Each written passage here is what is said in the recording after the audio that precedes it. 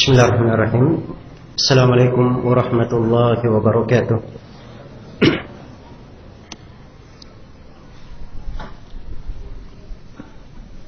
Innal hamdalillah nahmaduhu wa nasta'inuhu wa nastaghfiruh wa na'udzu billahi min shururi anfusina wa sayyiati a'malina. May yahdihillahu fala mudilla lahu wa may yudlil fala hadiya lahu. أشهد أن لا إله إلا الله وحده لا شريك له وأشهد أن محمدا عبده ورسوله يا أيها الذين آمنوا اتقوا الله حق تقاته ولا تموتن إلا وأنتم مسلمون يا أيها الناس اتقوا ربكم الذي خلقكم من نفس واحدة وخلق منها زوجها وبث منهما رجالا كثيرا ونساء واتقوا الله الذي تساءلون به والأرحام إن الله كان عليكم رقيبا يا أيها الذين آمنوا اتقوا الله وقولوا قولا سديدا يصلح لكم أعمالكم ويغفر لكم ذنوبكم ومن يطع الله ورسوله فقد فاز فوزا عظيما أما بعد فإن أصدق الحديث كتاب الله وخير الهدي هدي محمد صلى الله عليه وسلم وشر الأمور محدثاتها فإن كل محدثة بدعة وكل بدعة ضلالة وكل ضلالة في النار.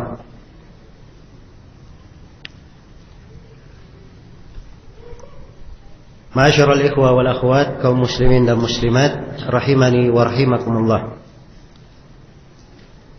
Alhamdulillah, kita bersyukur kepada Allah Subhanahu wa taala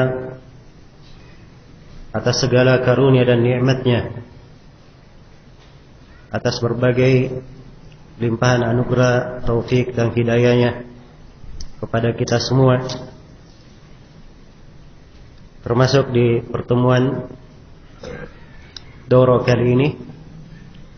Kita diperjumpakan di masjid yang mulia ini, Masjid Al-Muhajirin wal Ansar, dalam sebuah kegiatan daurah ilmiah membahas suatu pembahasan yang merupakan fondasi yang sangat penting untuk kaum muslimin. Namun pembahasan tersebut termasuk pembahasan yang banyak tidak diketahui oleh kaum muslimin, banyak dilalaikan atau dialfakan.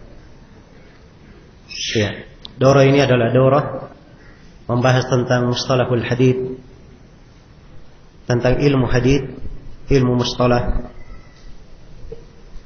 Dan sebagaimana yang telah diumumkan, insyaallah taala materi pembahasan kita pada daurah kali ini adalah membahas kitab Manzumah Al-Baiquniyah.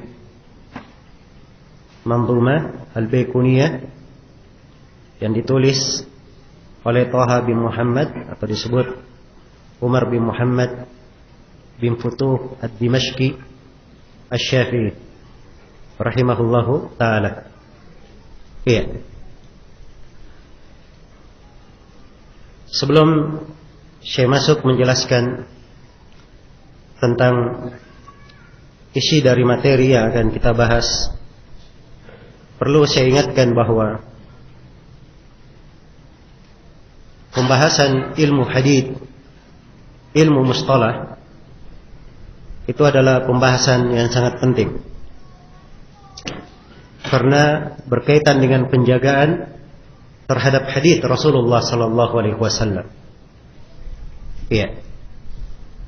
Dan kita semua memahami bahwa hadits Rasulullah sallallahu alaihi wasallam adalah sumber yang kedua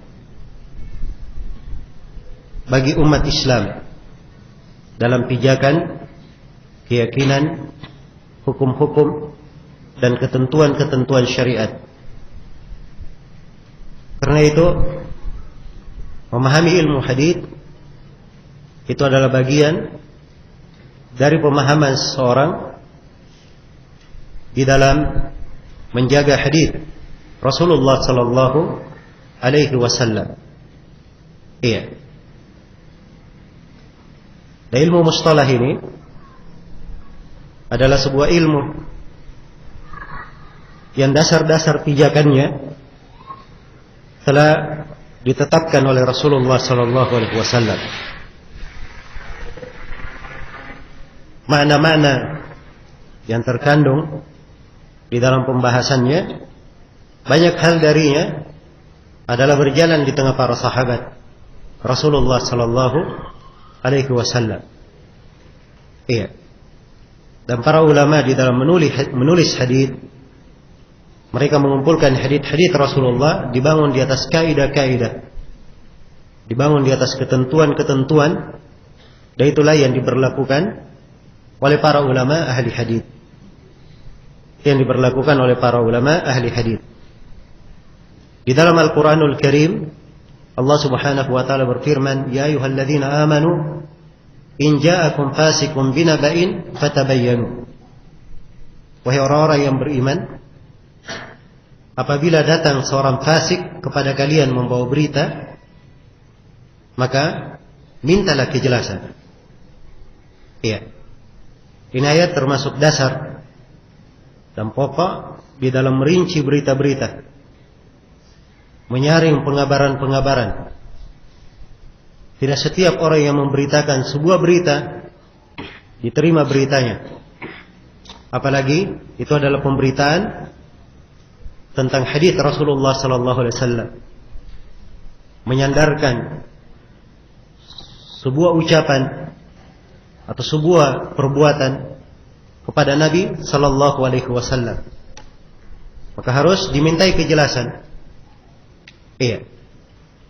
Dimintai kejelasan apabila pembawa berita adalah seorang yang fasik, seorang yang ada masalah pada agamanya, pada adalahnya, adapun di dalam masalah hafalannya. Iya. Juga di antara dalil yang menunjukkan tentang hal ini, ini termasuk dasar pijakan bagi ahli hadis di dalam menguraikan ilmu-ilmu hadis, adalah sabda Nabi sallallahu alaihi wasallam dalam hadis yang mutawatir. Dalam hadis yang mutawatir, Rasulullah sallallahu alaihi wasallam bersabda, "Nadharallahu imra'an sami'a minna syai'an faballaghahu kama sami'a, farubba muballaghin aw'a min sami'." Semoga Allah mengindahkan wajah seorang hamba. Dia mendengar sesuatu dari kami, lalu dia sampaikan sesuatu itu sebagaimana dia dengarkan. Iya.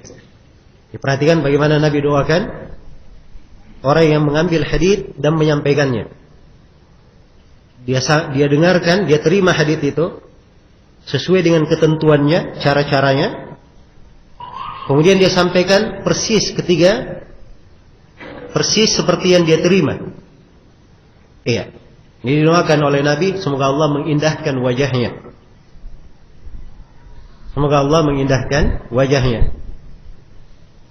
Nah, kemudian di akhir hadis dikatakan, farubba muballagin aw'a min sami'.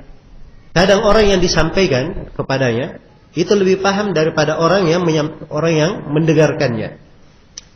Iya. Dan ini suatu hal yang wajar dan biasa terjadi di tengah para ulama, sebab tidak setiap alim menghafal seluruh hadis Rasulullah. Iya. Ada hadis-hadis dihafalkan oleh Imam Malik, dan hadis ini tidak sampai kepada Abu Hanifah. Ada hadis-hadis diketahui oleh Imam Ahmad, dan itu tidak sampai kepada Imam Asy-Syafi'i rahimahullah. Tapi kadang seorang ahli hadis dia sampaikan sebuah hadis kepada seorang imam. Imam ini belum pernah mendengar hadis tersebut. Tapi dia sampaikan sebagaimana riwayatnya, ternyata si imam ketika mendengarkan hadits lebih paham makna hadits daripada orang yang mendengar langsung. Lebih paham makna hadits dari orang yang mendengarkannya secara langsung. Dan ini hadits termasuk hadits agung. Iya. Syekhuna ahli hadits kota Madinah, Syekh Abdul Muhsin Al-Abbad hafizahullah taala, beliau punya risalah khusus. Beliau kumpulkan jalur-jalur periwayatan hadits ini. Iya. Ada belasan jalur, seingat saya beliau sebutkan, dan beliau terangkan, iya, sekitar 99 kandungan yang terkandung dari hadits yang indah ini. Iya. Dan ini memberikan kepada kita semua suatu faidah. Ya, bagaimana Nabi sallallahu alaihi wasallam memberikan dasar pokok tentang ilmu hadits tersebut. Tentang ilmu hadits tersebut. Maka mempelajari ilmu hadits, ya, ini dari ilmu, dari suatu hal yang sangat penting sekali di dalam syariat kita. Ya. Kemuliaan ilmu hadits dan keutamaan para ulama ahli hadits adalah suatu hal yang dikenal dari masa ke masa. Karena itu Imam Ahmad rahimahullah ketika mengomentari hadits, la tazalu ta'ifatun min ummati dhahirina 'alal haqq la yadurruhum man khadalahum wala man khalafahum hatta ya'ti amrullah. Terus menerus ada satu kelompok dari umatku yang tampak di atas kebenaran, tidak membahayakan mereka, orang yang mencela mereka, orang yang mencerca mereka, hingga datang ketentuan dari Allah, hingga datang hari kiamat. Siapakah kelompok ini, At-Taifatul Mansurah ini, kelompok yang selalu mendapatkan pertolongan ini? Kata Imam Ahmad rahimahullah, illam yakunu ahlal hadits fala adri manhum. Kata beliau, kalau mereka bukan ahli hadits, maka saya tidak tahu lagi siapa mereka. Iya. Sebab memang ahli hadits dari masa ke masa mereka lah yang membela sunnah Nabi sallallahu alaihi wasallam. Iya. Dan disebutkan oleh Syekhul Islam Ibnu Taimiyah dan selainnya bahwa madhab ahli hadits di pembahasan fikih itu dari madhab yang paling banyak berada di titik pendapat yang terkuat. Iya. Paling banyak mencocoki pendapat yang terkuat. Kenapa? Sebab mereka berpegang dengan hadits Rasulullah sallallahu alaihi wasallam. Iya. Karena itu penting sekali mempelajari dari ilmu hadits. Iya. Dan ilmu hadits ini adalah ilmu yang masuk di seluruh pembahasan ilmu agama yang lainnya. Seorang ingin mempelajari tafsir Al-Quran, dia harus paham ilmu hadits. Dia harus paham ilmu hadits. Iya. Sebab penafsiran itu diambil dari Al-Quran, diambil dari hadits, diambil dari ucapan sahabat, iya, dan diambil dari ucapan para ahli tafsir dari kalangan tabi'in, dan juga diambil dari bahasa. Dan penyandaran untuk sampai ke sana harus diperiksa jalan-jalannya, harus diperiksa riwayat-riwayatnya. Iya. Karena itu beberapa riwayat dalam penafsiran, ya, ditafsirkan oleh para ulama, disebutkan di dalam buku-buku tafsir. Tapi begitu diperiksa jalurnya dari sisi ilmu periwayatan, ternyata riwayatnya adalah riwayat yang tidak kuat. Riwayat yang tidak kuat. Karena itu di dalam ilmu tafsir diperlukan ilmu hadits. Diperlukan ilmu hadits. Iya. Demikian pula dalam ilmu akidah harus ada dari ilmu hadits. Sebab ini penentuan perkara-perkara keyakinan Itu murni diambil dari Al-Quran dan dari sunnah Nabi Sallallahu Alaihi Wasallam yang sahih. Kapan diambil dari sunnah Nabi yang dhaif, yang lemah, maka inilah yang memunculkan banyaknya keyakinan-keyakinan yang tidak benar yang muncul di tengah manusia. Iya. Kita masuk misalnya di dalam pembahasan tentang Al-Arsh, ya, atau tentang kursi. Wasi'a kursiyyuhus samawati wal ard. Apa tafsir kursi? Ada beberapa penafsiran. Iya. Ada yang menafsirkan kursi adalah arsh, ada yang menafsirkan kursi dengan ilmu, ada yang menafsirkan kursi, iya, dengan penafsiran yang ketiga. Ternyata tiga penafsiran ini ketika diperiksa sanad-sanad periwayatannya adalah riwayat-riwayat yang lemah. Riwayat-riwayat yang lemah. Ada yang dinisbatkan kepada Ibnu Abbas, tapi riwayatnya lemah. Ya, karena itu ketika diperiksa riwayat yang kuat dalam tafsir kursi, sebagaimana yang diriwayatkan oleh Ibnu Abi Syaibah dalam Kitabul Arsh dan selainnya dari Ibnu Abbas radhiyallahu taala anhu, ya, dan sanadnya dari Ibnu Abbas di atas syarat Bukhari dan Muslim. Ibnu Abbas menafsirkan bahwa kursi adalah maudhi' al-qadamain lirrahman, adalah tempat kedua kaki Allah Subhanahu wa taala. Iya. Maka ternyata dari 4 pendapat hanya satu saja yang kuat dari sisi ilmu riwayat. Iya. Dan ini memudahkan bagi ahli hadits. Karena itu mereka memilih pendapat yang kuat di atas dasar apa? Di atas dasar pijakan yang kuat.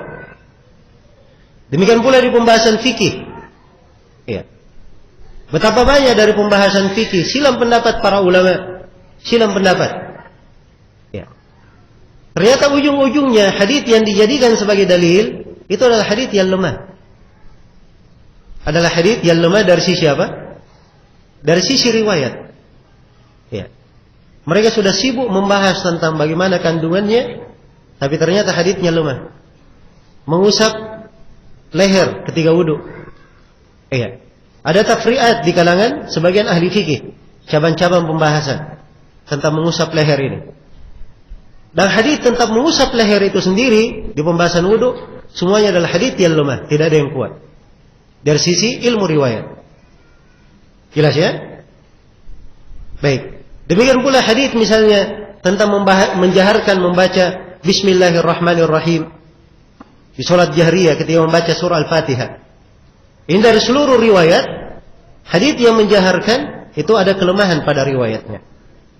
Ada kelemahan. Walaupun ini pembahasan yang panjang ya di kalangan para ulama, tapi itu kesimpulan yang saya terangkan dari sisi ilmu riwayat. Ya, karena itu sekali lagi seluruh cabang ilmu perlu kepada ilmu hadits. Perlu kepada ilmu hadits. Iya. Baik. Dan dari kemanfaatan mempelajari ilmu hadits ini, ya, seorang yang mengerti ilmu hadits itu akan lebih pandai di dalam mengagungkan jalan Rasulullah sallallahu alaihi wasallam, mencintai dan mengikuti petunjuk beliau sallallahu alaihi wasallam. Iya, kita semua diperintah untuk mengikuti Nabi. Laqad kana lakum fi Rasulillahi uswatun hasanah liman kana yarju Allah wal yawmal akhir.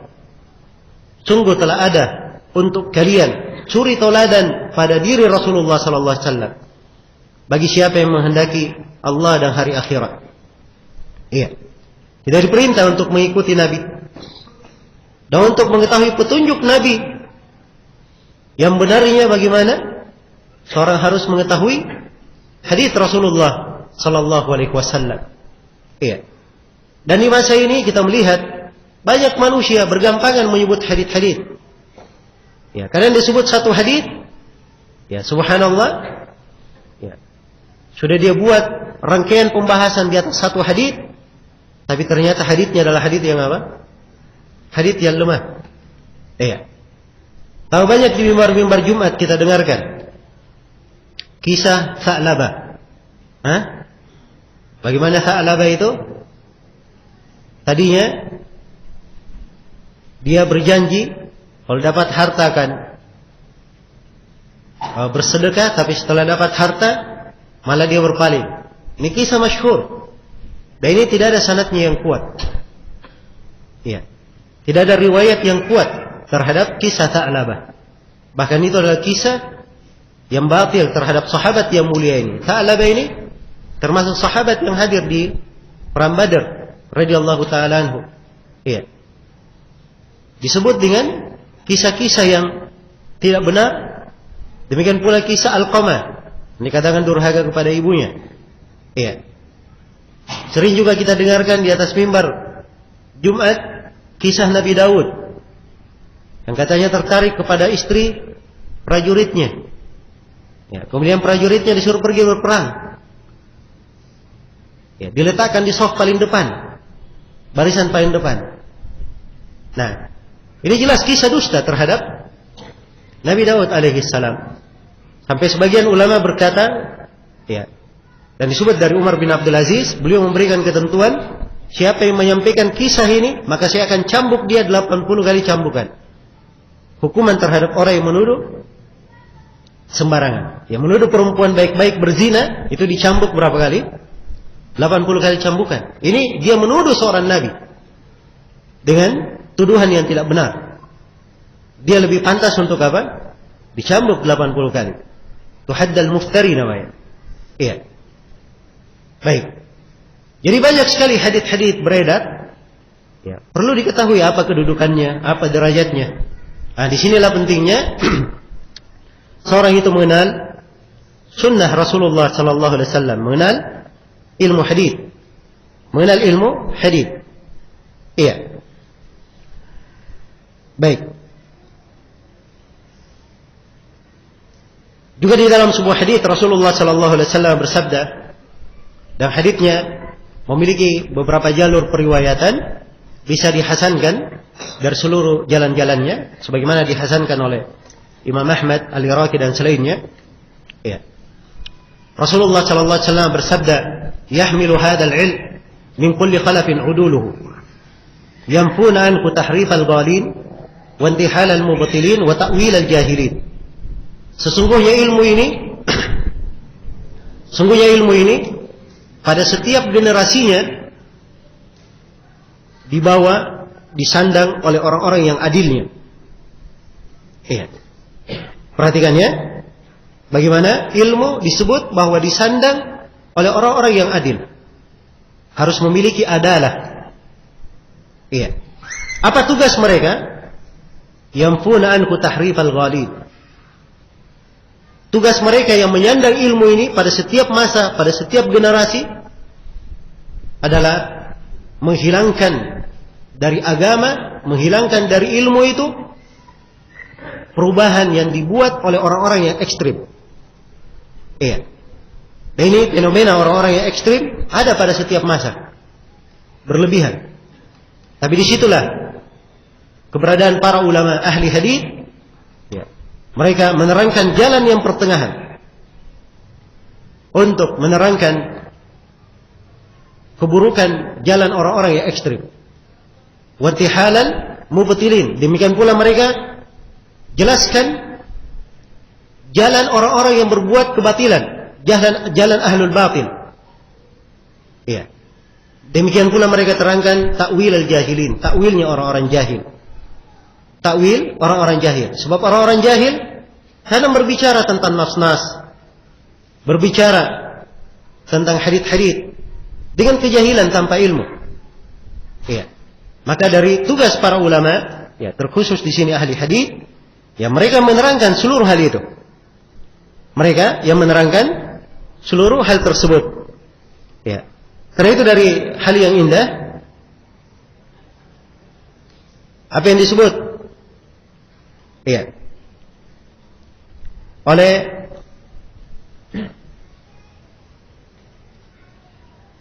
Imam An-Nawawi rahimahullahu taala, ya.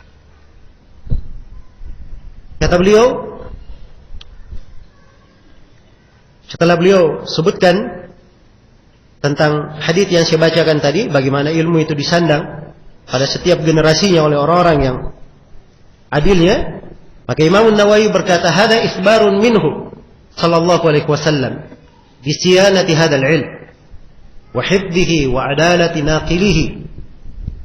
Kata beliau, hadis ini adalah pengabaran dari Nabi sallallahu alaihi wasallam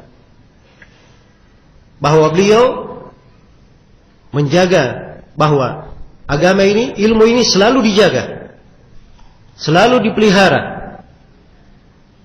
Dan rawi-rawi yang menukilnya itu adalah rawi-rawi yang adil, memiliki adalah. Akan datang nanti ya kita bahas tentang masalah adalah. Ya.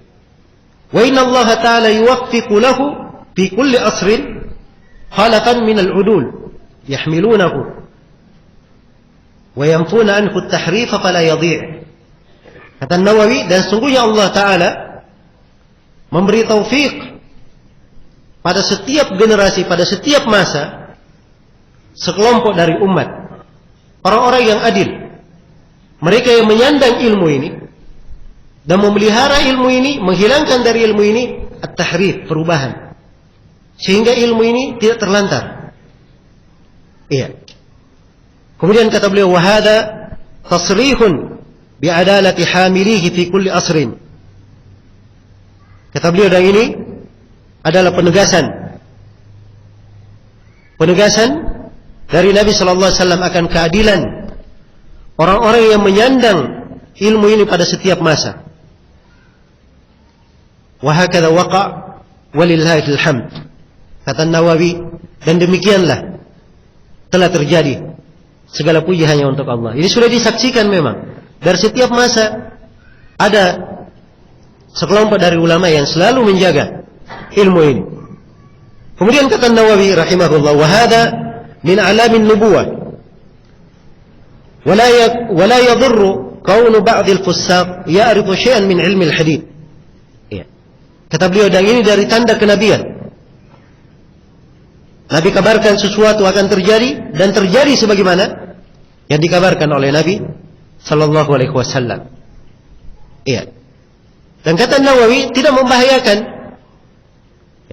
Ada sebagian orang fasik kadang mengenal sesuatu dari ilmu hadis. Ya, sebagaimana di masa ini ya, ada sebagian orang bergelut di bidang ilmu hadis. Kalau kita lihat dia punya karya-karya di bidang hadis, tahqiq di bidang hadis, ya. Kadang sebagian orang seperti itu punya sesuatu dari ilmu hadis. Dan ini tidak membahayakan, kata Nawawi. Fa innal hadis innama huwa ikhbarun bi anna al-udul yahmilunahu. La anna ghairahum la ya'rifu minhu syai'an. Karena hadis yang kita bacakan tadi, orang-orang adil menyandang ilmu.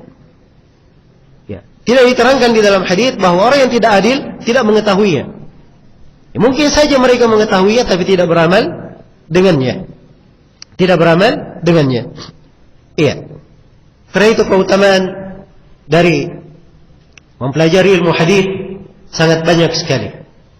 Iya. Selain daripada itu, orang yang mempelajari ilmu hadis hujjahnya kuat karena dia mengenal sunnah Nabi sallallahu alaihi wasallam. Selain daripada itu, ahli hadis orang yang paling banyak berselawat kepada Nabi sallallahu alaihi wasallam. Ya. Setiap kali mereka menyebut nama Nabi, ada hadis berlalu pasti ada nama Nabi sallallahu alaihi wasallam. Setiap kali ada Nabi berlalu pasti mereka menyebut apa? Sallallahu alaihi wasallam. Iya. Karena itu ahli hadis mereka adalah orang yang paling banyak berselawat kepada Nabi sallallahu alaihi wasallam. Iya. Dan yang gemar hadir di majelis ahli hadis mereka lah yang sebenarnya banyak berselawat kepada Nabi sallallahu alaihi wasallam. Setiap kali ada hadis berlalu mereka baca selawat, Allahumma salli ala Muhammad. Berbeda dengan majelis ya, ilmu atau suatu penyampaian yang di dalam penyampaian tersebut tidak disertai dengan hadis. Tidak ada penyebutan hadis di dalamnya, tidak apalagi penyebutan ayat-ayat Al-Qur'an. Ataupun kalau ada penyebutan ayat dan hadis sedikit sekali. Ya, maka akan sedikit orang yang hadir di dalam majelis tersebut berselawat kepada Nabi sallallahu alaihi wasallam. Iya. Baik. Maka ini dari keindahan ilmu hadis ya. Yang mana para ulama rahimahumullah ta'ala menjelaskan tentang pentingnya. Berkata Sufyan ats-Tsauri, al-isnadu silahul mu'min. Fa in lam yakun ma'ahu silah, fa bi ayyi syai'in yuqatil.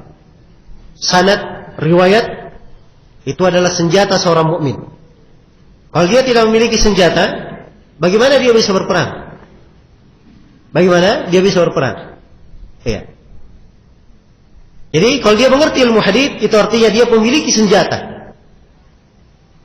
Dia pandai membedakan, ada senjata dia miliki. Iya. Inilah ilmu hadits.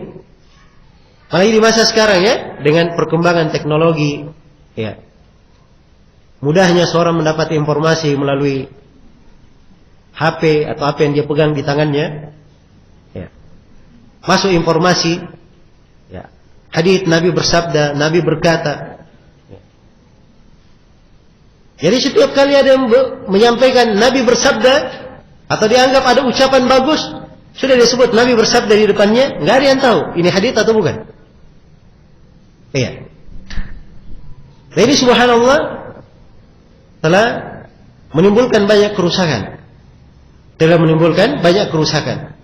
Karena itu sangat penting seorang mempelajari ilmu hadits. Agar supaya setiap kali dia mendengar hadits dari Rasulullah, ada yang menyandarkan hadits kepada Nabi sallallahu alaihi wasallam, langsung dia peka. Iya. Kepekaan yang pertama, dia ingin mengagungkan hadits Nabi. Kepekaan yang kedua, dia ingin memastikan ini benar dari ucapan Nabi atau bukan. Iya. Dan ini jiwa orang yang mempelajari ilmu hadits. Jiwa orang yang mempelajari ilmu hadits. Dan ini akan memudahkan seorang hamba itu untuk dekat kepada Nabi sallallahu alaihi wasallam dan membela Rasulullah sallallahu alaihi wasallam. Kata Imam Syafi'i rahimahullah, "Mathalul ladzi yatlubul hadits bila isnad kamathali hatib lail yahmilu hazmat al-hatab fiha af'a talghaduhu wa huwa la yadri." Kata Imam Syafi'i, perumpamaan orang yang mencari hadits tanpa sanad itu bagikan pencari kayu bakar di tengah malam. Iya. Bagaimana itu pencari kayu bakar di tengah malam? Tengah malam tidak ada penerangan. Dia hanya meraba-raba saja. Oh, ini ada panjang-panjang. Masuk. Ya. Dimasukkan, diikat. Ini ada panjang-panjang, dia ikat. Ternyata dari yang panjang-panjang ini dikira itu adalah kayu. Ya. Ternyata itu adalah apa? Ular. Ya. Sudah diikat, selesai di punggungnya, baru dia digigit oleh ular. Ya. Jelas ya? Karena itu orang yang sembarangan menyampaikan hadits, tidak periksa sanadnya, itu digelari di kalangan ulama dengan nama hatibul lail, pencari kayu bakar di tengah malam. Ya. Ini istilah ya dipakai. Ini dari ucapan Imam Asy-Syafi'i rahimahullah. Dan berkata Ibnu Mubarak rahimahullah, "Al-isnadu minad din. Laula al-isnadu laqala man syaa ma syaa." Sanad itu dari agama. Andai kata bukan karena sanad, maka siapa saja yang berkehendak, dia akan mengucapkan apa yang dia inginkan. Iya. Maka harus ada ilmu hadits yang mengatur. Datang si A, dia buat hadits. Dia konteks, dia susun kalimat yang bagus, menarik. Setelah itu dia katakan Rasulullah bersabda. Ya. Jelas ya? Maka kalau seperti ini keadaannya, semua manusia akan mampu menyampaikan hadits. Karena itu kata Ibnu Mubarak, sanad itu, sanad periwayatan, jalur periwayatan, silsilah rawi yang menyambung kepada Nabi, itu adalah bagian dari agama. Kalau tidak ada sanad periwayatan, semua orang akan berucap apa yang dia inginkan. Akan berucap apa yang dia inginkan. Karena itu kalau ada yang berkata Rasulullah bersabda, langsung ditanya, hadits ini siapa yang meriwayatkan? Ya, langsung ditanya kepadanya, hadits ini siapa yang meriwayatkannya? Ya. Kalau disebut riwayatnya, ya. Kalau di masa dahulu, di generasi awal, kalau dia menyampaikan hadits ditanya, dari mana kamu dengar? Dia sebutkan gurunya. Kalau dia sebut gurunya, ditanya lagi, guru kamu dengar dari siapa? Iya. Dia sebut nama guru-gurunya, ternyata kalau diperiksa gurunya rawi terpercaya, ditanya lagi, guru-guru kamu dengar dari siapa? Diperiksa semua sanadnya, silsilah rawi yang menyambung kepada Nabi, baru diterima haditsnya. Ya. Jelas ya? Baru diterima haditsnya. Kalau kita di masa sekarang ini, ya, silsilah periwayatan dalam artian yang bermakna seorang mengambil dari guru, dia kumpulkan hadits, dia dengarkan langsung, ini dikatakan hampir sulit diketemukan di masa sekarang ini. Ya. Silsilah periwayatan yang terjaga di masa sekarang itu dari jalan ijazah. Ya. Tetap ada periwayatan bersambung, sanad bersambung, tapi dengan ijazah periwayatan. Itu kebanyakannya. Baik. Maka ketika dia menyampaikan hadits, dari mana? Ya. Dia sampaikan sebuah hadits, Rasulullah bersabda begini. Tanya kepadanya, siapa yang meriwayatkan hadits ini? Siapa yang meriwayatkan? Ya. Kalau dia sebut nama periwayatnya, maka ditanyakan. Ya. Di buku apa dia riwayatkan? Jelas ya? Kalau perlu diterangkan di buku apa. Kalau diterangkan dia masuk di Bukhari dan Muslim, tidak ada masalah. Tapi di luar Bukhari dan Muslim itu harus diperiksa keadaan kondisi haditsnya. Apalagi kalau dia berada di buku-buku yang buku-buku ini terkenal dengan riwayat-riwayat yang lemah. Adalah buku-buku yang merupakan sumber riwayat yang lemah. Jelas ya? Nah, jadi banyak sekali orang-orang gemar ya, untuk menyampaikan riwayat-riwayat dari buku-buku yang sumbernya apa, buku-buku itu sudah dikenal di kalangan para ulama, banyak hadits lemah di situ. Nah, jelas ya? Maka ini dalam ilmu hadits diterangkan. Ada sebagian buku, ya, sebagian buku hadits, ya, sekadar dikatakan diriwayatkan oleh si fulan, itu sudah dihukumi oleh para ulama, ini hadits lemah. Kalau si fulan ini bersendirian meriwayatkannya. Ini ada beberapa penulis. Seperti kalau misalnya ada hadits ini hanya diriwayatkan oleh Ibnu Adi dalam kitabnya Al-Kamil. Ibnu Adi, ya, bukunya memang menulis tentang rawi-rawi lemah. Kalau disebutkan hadits dalam bukunya, itu memang hadits yang disampaikan untuk menerangkan kelemahan rawi. Ya, jelas ya? Demikian pula yang kedua, buku Al-Ukaili dalam Ad-Du'afa. Riwayat Al-Ukaili dalam Ad-Du'afa. Al-Ukaili kalau meriwayatkan dalam kitabnya Ad-Du'afa, tidak ada yang lain yang meriwayatkannya. Ini sudah dipastikan haditsnya lemah. Iya. Demikian pula Al-Khatib Al-Baghdadi dalam tarikhnya, Tarikh Baghdad. Atau disebut juga dengan Tarikh Madinah Salam. Iya. Demikian pula Ibnu Asakir di dalam tarikhnya, Tarikh Damaskus. Iya. Tarikh Damaskus. Belakangan ini sudah dicetak ya, sekitar 85 jilid. Iya, belakangan ini. Ya. Dulu-dulunya, ya. Saya ingat dulu kalau mencari hadis di Tarikh Damaskus itu sulit sekali. Karena kita baca dari manuskripnya. Ya, yang mana di perpustakaan Syekh Mukbil rahimahullah di Damaj ada belasan jilid, ya, dalam bentuk manuskrip, fotokopian dari manuskrip. Ya, kalau kita ingin keluarkan hadis di situ sulit sekali. Ya, sulit sekali. Walaupun ada caranya ya di kalangan orang-orang yang mengerti ilmu hadis, bagaimana cara mengeluarkan hadis dari Tarikh Damaskus. Tapi sekarang ini lebih mudah lagi. Ya, sebab sekarang ya sudah dicetak, ya sudah ada dibuatkan indes yang lengkap sehingga mudah untuk mencari, mudah untuk meneliti dan mencarinya. Ini Ibnu Asakir. Demikian pula Ad-Dailami dalam Musnadul Firdaus. Ya. Musnadul Firdaus itu tidak dicetak dalam bentuk lengkap. Ya, hanya dicetak Musnadul Firdaus itu ringkasannya saja disertai dengan Tasdidul Qaus karya Ibnu Hajar rahimahullah, dan beliau kadang menerangkan sanad-sanad dari Ad-Dailami. Yang jelas kalau Ad-Dailami bersendirian meriwayatkan, itu sudah dikatakan haditsnya lemah. Ya. Demikian pula Al-Hakim At-Tirmidzi dalam kitabnya Nawadirul Usul. Nawadir Al-Usul. Ya. Demikian pula Al-Hakim atau Al-Hakim An-Naisaburi dalam Tarikh Naisabur. Dalam kitabnya Tarikh Naisabur. Kalau dia bersendirian, 7 orang ini bersendirian meriwayatkan hadits dalam bukunya, Tidak ada yang lain yang meriwayatkan. Itu oleh para ulama sudah dihukumi sebagai apa? Sebagai hadits yang lemah. Iya. Bisa diingat nama 7 orang ini? Hah? Baik, saya kasih 2 bait syair supaya mudah untuk mengingatnya. Ya. Ini disusun oleh seorang penyair dari Singkil. Beliau katakan, "Wa ma numi li'uk wa'at wa khat wa kir wa musnadil firdausi dha'fuhu syuhir kada nawadirul usuli wazidi at-tariqa lil hakimi wal tajtahidi." Itu 2 bait syair ya, dikumpulkan 7 buku. Wa ma numi li'at, apa yang disandarkan kepada at. Ini kalau dalam ilmu takhrij orang tahu ya, kode ain dal itu Ibnu Adi dalam Al-Kamil. Uk, ya, uk ain qaf itu kode untuk Ibnu Akil dalam apa? Kode Al-Ukaili dalam apa? Ad-Du'afa.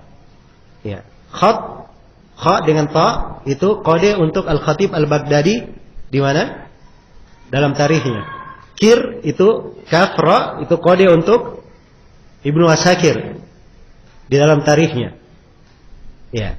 Jadi wa ma numi li'at wa uk wa khat wa kir wa musnadil firdausi dha'fuhu syuhir. Kemudian musnadil firdausi itu karya Dailami. Dha'fuhu syuhir, kelemahannya masyhur. Ini disebut ya di muqaddimah Kanzul Ummal, disebut juga oleh Al-Juluni di muqaddimah Kashful Khafa kaidah ini. Dan kaidah ini sering disebut oleh Syekh Al-Albani rahimahullah di buku-buku beliau. Baik. Demikian pula Nawadirul Usul dan kada Nawadirul Usuli wazidi, demikian pula Nawadirul Usul yaitu karya Tirmidzi, Al-Hakim At-Tirmidzi. Ya. Bukan At-Tirmidzi penulis As-Sunan ya. Kalau penulis As-Sunan itu biasa disebut At-Tirmidzi saja. Kalau penulis Nawadirul Usul itu adalah Hakim di depannya, Al-Hakim At-Tirmidzi.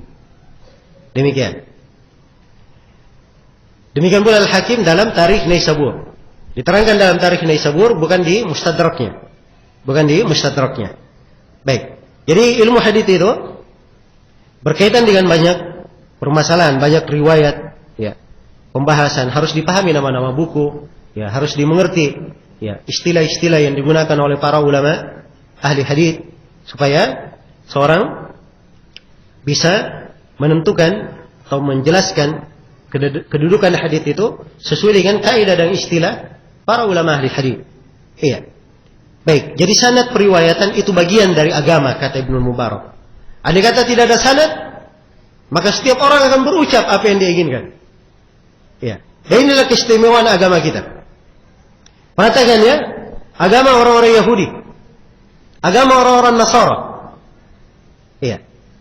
Siapa yang memastikan bahwa kitab suci mereka benar penisbatannya kepada nabi mereka? Ya. Tidak ada yang bisa memastikannya.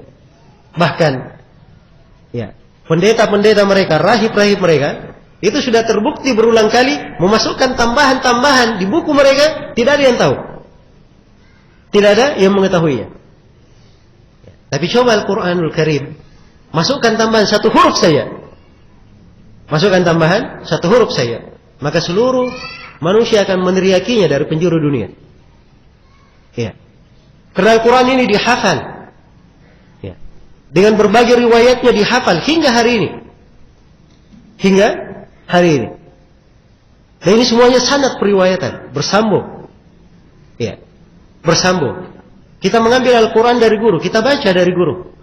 Ya, huruf per huruf. Dan dari guru kita, dia ambil dari gurunya, dia baca huruf per hurufnya. Bahkan panjang pendeknya pun harus sama. Itu punya riwayat ya. Punya riwayat. Iya. Kita di Indonesia bacaan kita dari jalan Hafs meriwayatkan dari Asim. Iya. Hafs dari Asim ini ada 2 riwayatnya. Ada riwayat dari qiraat Sab'ah, ada riwayat dari qiraat Asyara. Iya. Riwayat dari qiraat Sab'ah itu biasa disebut dengan jalan Asy-Syatibiyah. Dari qiraat Asyara biasa disebut dari jalan Thayyibatun Nashr. Iya. Ada perbedaan-perbedaan. Dan ini dibaca bersambung sampai kepada Nabi hingga hari ini. Panjang pendeknya saja, perhatikan, panjang pendeknya saja apa? itu diambil dari lisan guru, apalagi huruf per hurufnya. Iya. Demikian pula dalam hadits Nabi. Ya. Dalam hadits Nabi sallallahu alaihi wasallam sampai Imam Syafi'i berkata, andai kata ada orang yang berada di tengah lautan, terus dia berbuat kedustaan terhadap Nabi, dia berkata Rasulullah bersabda begini dan begini, padahal dia di mana? Di tengah lautan, tidak ada yang lihat. Kata Imam Syafi'i, maka pasti di keesokan harinya akan terbongkar di tengah manusia si fulan berdusta di tengah lautan. Iya. Ini karena apa? Memang ketentuan dari ilmu hadits sangat menjaga hadits Rasulullah sallallahu alaihi wasallam. Iya. Demikian. Dan bagi siapa yang mempelajari ilmu hadits ini, pasti dia akan bertambah keimanan, kekuatan dalam agamanya. Dan itu dipastikan. Dan dia pasti akan melihat dengan penuh keyakinan kebenaran firman Allah Subhanahu wa taala, "Inna nahnu nazzalna dzikr wa inna lahu lahafizun." Sungguhnya kami menurunkan adzikr dan sungguhnya kami akan menjaganya. Iya. Karena itu para ulama ahli hadis ketika menyampaikan hadis, keyakinan mereka berbeda dengan orang yang tidak mengerti ilmu hadis. Begitu mereka bawakan hadis, seakan-akan dia mendengar langsung dari Nabi mengucapkannya. Seakan-akan dia dengar langsung dari Nabi mengucapkannya. Karena itu kata sebagian ulama, riwayat Malik dari Nafi, dari Ibnu Umar, itu hanya ditutup oleh tirai saja. Seakan-akan Nabi berbicara di belakang tirai. Iya. Karena dari sisi riwayat Malik, Nafi, Ibnu Umar, ini silsilah disebut oleh para ulama sebagai silsilatud dhahab. Silsilah emas. Iya. Sangat bersambung, rawi yang sangat terpercaya. Rawi yang sangat terpercaya. Jelas ya? Baik. Dan inilah perbedaan orang yang mengerti ilmu hadis dan orang yang tidak mengerti ilmu hadis. Karena itu para ulama ahli hadis kita lihat ya, hujjah-hujjah mereka sangat kuat sekali. Ya, hujjah-hujjah mereka sangat kuat karena dibangun di atas dasar ilmu hadis. Baik.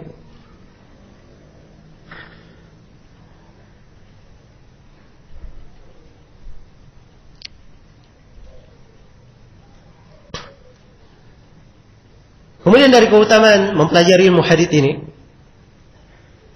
orang yang cinta kepada hadits Nabi dan membelanya, iya, itu adalah orang-orang yang disebutkan oleh para ulama sebagai orang yang mengagungkan Nabi sallallahu alaihi wasallam. Iya.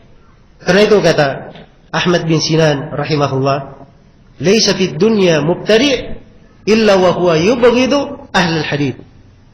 Tidak ada di dunia ini seorang ahlul bid'ah kecuali dia pasti benci kepada ahlul hadits. Kecuali dia benci kepada ahlul hadits. Ya, dan ini masyhur ya. Ya, bagaimana ahlul bid'ah di masa Imam Ahmad, mereka benci kepada Imam Ahmad. Benci kepada Imam Ahmad. Dan di masa ini dari para ulama ahli hadits, ya terlihat orang-orang yang benci kepada ulama ahli hadits itu orang-orang yang dikenal dengan penyimpangan. Dikenal dengan penyimpangan. Adapun para ulama ahli sunnah, ya, mereka punya kecintaan terhadap ulama ahli hadits tersebut. Dan ini ikatan keimanan yang mengikat. Iya. Sebab kecintaan terhadap hadits itu menunjukkan dia berada di atas sunnah. Dan dia cinta kepada orang yang mengikuti sunnah tersebut. Maka siapa yang benci kepada mereka, ini menunjukkan ada sesuatu yang keliru ya dari jalannya. Baik. Yang jelas bahwa pembahasan tentang keutamaan mempelajari ilmu hadits dan keutamaan al-hadits ini pembahasan yang sangat panjang sekali.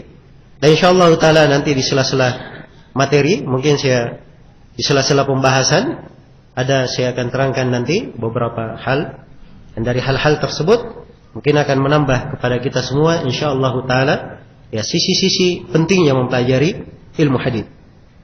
Iya. Buku yang kita akan bahas ini adalah buku Al-Manzumah Al-Baiquniyah. Al-Manzumah Al-Baiquniyah. Manzumah ringkas, susunan bait-bait syair ya. Jumlahnya hanya berapa? 34 bait syair saja. Ya. Hanya 34 saja. Ditulis oleh penulis dengan susunan yang ringan, mudah untuk dihafal. Ya, mudah untuk dihafal. Dan penulisnya sendiri membahasakannya bahwa manzumah ini seperti jauhar maknun, seperti permata terpendam. Qad atat kal jauharil maknuni sammaituha manzumatal baykuni faqad 30 bi 40 atat aqsamuha tammat bi khairin khutimat. Ya. Itu dua bait syair terakhir ya dari manzumah. Dia datang seperti permata terpendam, diberi nama sebagai manzumah al-baykuni. Jumlah bait syairnya 34. Ya. Demikian pula bagian-bagian dari ilmu hadis datang di dalamnya, diterangkan dan ditutup dengan kebaikan pula. Baik. Jadi dalam manzumah al-baykuniyah ini salah satu buku mustalah yang terkenal. Iya. Terkenal di kalangan masyarakat atau di kalangan para penuntut ilmu hadis, iya, sebagai matan yang ringkas, dasar-dasar yang ringkas. Walaupun sebenarnya masih ada matan-matan yang lain yang lebih bagus dari manzumah al-baykuniyah. Ya, ringkas tapi lebih padat dan lebih luas cakupannya. Dan dalam manzumah al-baykuniyah ini mungkin karena mengikuti susunan syair, kadang penulis mengakhirkan sebagian pembahasan yang harusnya disebutkan secara bersamaan. Ya, disebutkan secara bersamaan. Sehingga kadang ada sebagian pembahasan yang perlu kita urutkan lagi ya ketika sampai kepada pembahasan tersebut. Tapi seluruh dari hal-hal tersebut insyaallah tidak mengurangi dari keindahan manzumah ini ya, dan kita akan mengkajinya insyaallah taala ya. Dengan mempelajarinya kita bisa mengenal bagian-bagian, bentuk-bentuk dari ilmu hadis itu apa. Baik. Kemudian perlu saya ingatkan ya bahwa ilmu mustalah yang dikenal sekarang ini ya, terkumpul sebagai ilmu mustalah. Terkumpul sebagai ilmu mustalah yang paling pertama diketahui ya, mengumpulkan ilmu mustalah tersebut dalam sebuah buku khusus itu adalah Al-Imam Abu Muhammad Al-Hasan bin Abdurrahman Ibn Khallad Ar-Ramah Hurmuzi. Ya. Beliau wafat pada tahun 360 Hijriah. Dalam buku beliau Al-Muhaddits Al-Fasil Bain Ar-Rawi wal Wa'i. Iya. Baik.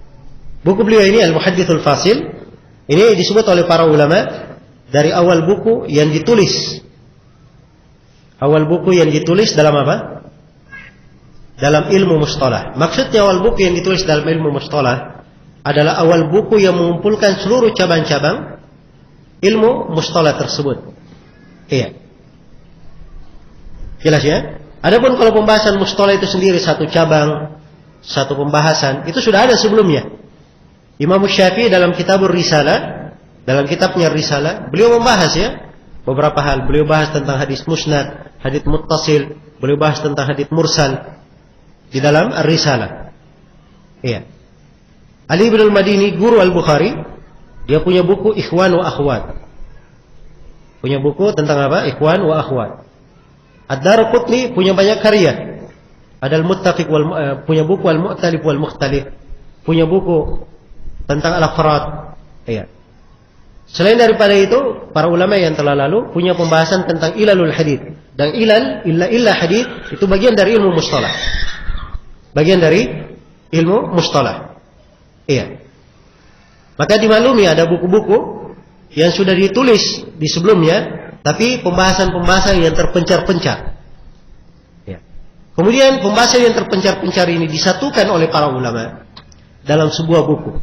Nah, yang pertama kali diketahui menyatukannya itu adalah siapa? Ar-Ramah Hurmuzi dalam buku yang saya sebutkan itu tadi, Al-Muhaddits Al-Fasil Bain Ar-Rawi wal Wa'i. Iya, dicetak dalam satu jilid agak tebal.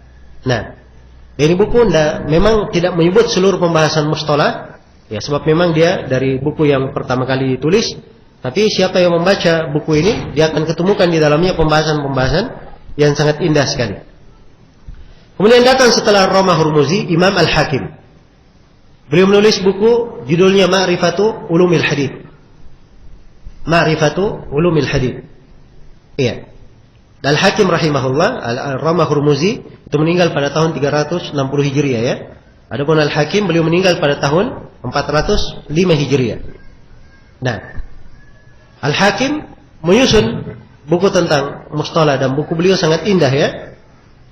Nah, buku beliau sangat indah. Bagi siapa yang ingin baca buku bagaimana keterangan ilmu mustalah dari ulama terdahulu, ini buku-buku seperti buku Al-Hakim ini hendaknya menjadi rujukan.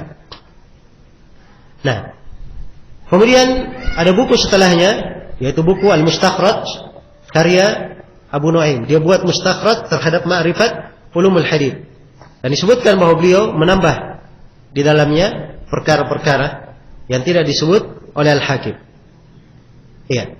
Kemudian di antara buku yang masyhur di masa ini adalah buku Al-Khatib Al-Baghdadi, Al-Kifayah fi Ilmi Riwayah. Iya. Ini di antara rujukan-rujukan utama di pembahasan mustalah. Iya. Di mana Al-Khatib Al-Baghdadi menerangkan kaidah-kaidah riwayat dan pembahasan-pembahasan yang sangat banyak di pembahasan mustalah hadits. Dan buku ini dianggap sebagai sumber rujukan, di antara sumber rujukan. Iya. Demikian pula di antara buku yang bagus yang ditulis oleh Al-Khatib juga adalah Al-Jami' bi Akhlaqir Rawi wa Adabis Sami'. Iya. Al-Kifayah itu dicetak dalam 1 jilid ya, cetakan lama. Yang cetakan baru ada cetakan 2 jilid. Iya. Kemudian Al-Jami' li Akhlaqir Rawi wa Adabis Sami', ini ada 2 cetakan, dua-duanya dicetak dalam 2 jilid. Ini bagus untuk melihat ya tentang etika-etika di dalam periwayatan. Nah, kemudian yang keenam adalah Al-Ilma ila ma'rifati usul riwayah wa taqyidis sama'. Ya. Karya Al-Qadhi Iyad Al-Yahsubi. Nah, ini juga dari buku yang bagus. Ya. Dan buku ini dicetak dalam 2 jilid. Nah. Baik.